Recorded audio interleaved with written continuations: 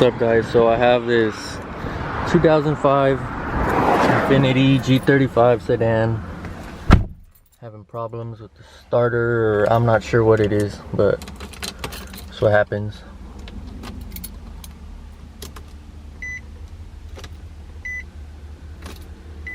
Nothing. Doesn't crank, no nothing. And what happens too, I'll turn the key and it doesn't start right, so take it out, put the key back in, and then it locks and I cannot turn the key. I'm not sure what it is. If anyone can let me know, if you have any idea what it might be, if you've had this problem, let me know in the comments.